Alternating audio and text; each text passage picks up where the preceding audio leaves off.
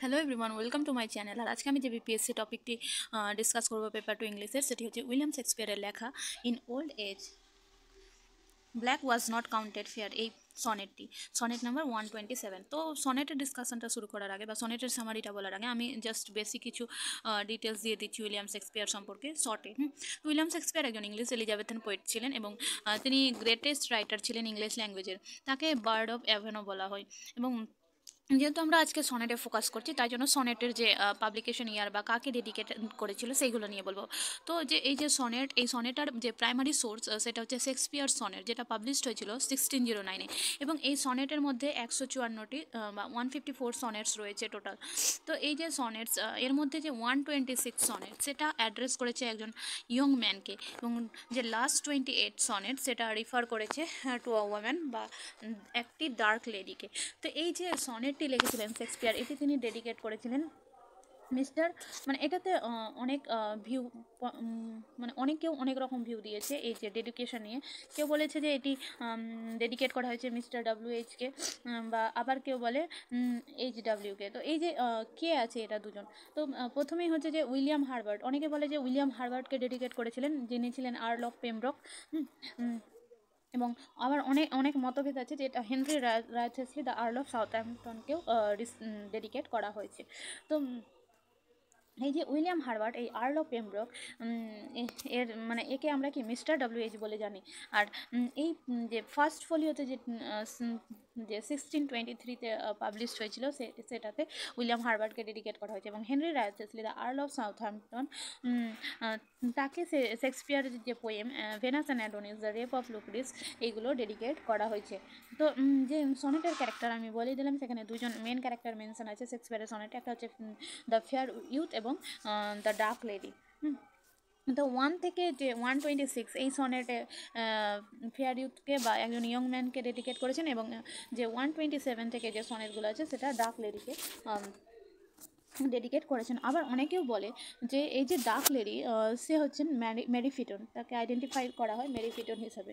তো যারা যে শেক্সপিয়ারের যে সনেটের যে ফরমেশন, সেটা হচ্ছে যে সনেটে 14 লাইন থাকবে এবং সেখানে 3টি কোয়ার্টারেন এবং একটি কাপলেট থাকবে। কোয়ার্টারেন হচ্ছে যে 4 লাইনের স্ট্যান্ডা, আর কাপলেট হচ্ছে 2 লাইন ফাইনাল কাপলেট থাকবে।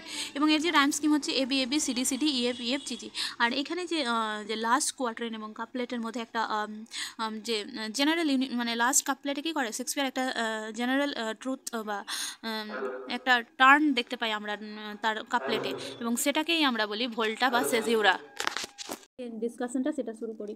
তো প্রথম লাইনেই আমরা দেখতে পাচ্ছি যে স্পিকার অ্যাড্রেস করছেন যে কীভাবে বিউটি আজকালকার দিনে চেঞ্জ হয়ে যায়, এবং তিনি জানেন যে আগেকার দিনে ডার্ক কমপ্লেক্সনকে বিউটি হিসাবে কনসিডার করা হয়নি। এবং তিনি আরও অ্যাড করেন যে কেউ ভাবতেও পারেনি যে একদিন মানে ডার্ক কমপ্লেক্সনকেও বিউটি হিসাবে অ্যাড করা হবে।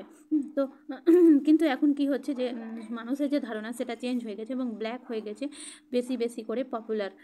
আর মানে এটা বেশি করে লেজিমেট হয়ে গেছে যে ডার্ক, যে মানে ডার্ক হচ্ছে বিউটিফুল বেশি লাইট বিউটিফুল থেকে।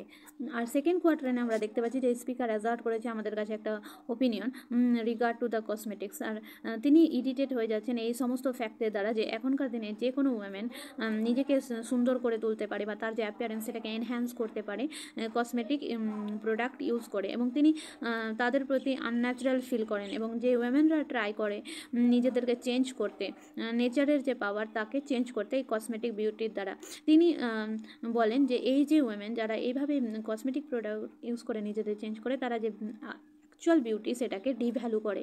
এবং তিনি যখন দেখেন যে সামথিং বিউটিফুল, মানে কিছু যখন একটা মানে বিউটিফুল কোনো জিনিসকে দেখেন, তখন তার কাছে সেটা লেস ইম্প্যাক্টফুল মনে হয়।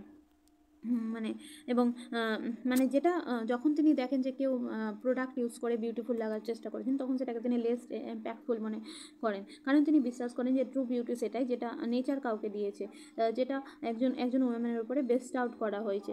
তারপরে স্পিকার বলেন যে তার মিস্ট্রেস ডার্ক লেডি কে নিয়ে আসে থার্ড কোয়ার্টারে, এবং তার যে আইস সেটাকে তিনি র্যাভেন ব্ল্যাক বলে ডেসক্রাইব করেন। এবং তার যে বিউটি সেটা হচ্ছে কারেন্ট ফ্যাশন, কারণ সে তার বিউটিকে ইমপ্রুভ করার জন্য কোনো রকমের মেকআপ ইউজ করে না। তার যে ডার্ক আই সেটা একদম মনে হয় যেন দেখে মর্নিং আইস, যেটা কোনো রকম মেকআপ ছাড়াই বিউটিফুল। আর এই যে পিপল যারা ন্যাচারালি বিউটিফুল নাই এবং যারা ডেমোগ্রাফিক, তাদেরকে শেক্সপিয়ার তাদের প্রতি একটা অ্যানয়েড ভাব দেখিয়েছেন। এবং যে পোয়েমটা কনক্লুড হয় যেখানে স্পিকার বলে যে ডার্ক লেডির বিউটি হচ্ছে এতই পাওয়ারফুল যে তাকে ট্রান্সফর্ম করতে কোনো রকম প্রোডাক্টের ইউজ হয় না, এবং যদি তিনি এরকম প্রোডাক্ট ইউজ করেন তাহলে সেটা তার জন্য খুবই স্যাডনেস। তো এই যে পোয়েমটি, এই সনেটটিতে মানে আইরনিক্যালি স্পিকার চুজ করেছে two represent the simple beauty. এবং তিনি বলেছেন যে ব্ল্যাক হচ্ছে beautiful just like everyone else, এবং তার আইস মানে তার যে ডার্ক লেডির যে আইস সেটাকে তিনি র্যাভেন ব্ল্যাক বলে ডেসক্রাইব করেছেন। এবং এই যে সনেট নাম্বার 127-এ তিনি স্ম্যাক্স করেছেন বা যে মক হিরোইক ট্র্যাডিশন তাকে ত্যাগ করেছেন, যেটা আমাদের যে সোসাইটিতে সবাই গ্রহণ করে থাকে।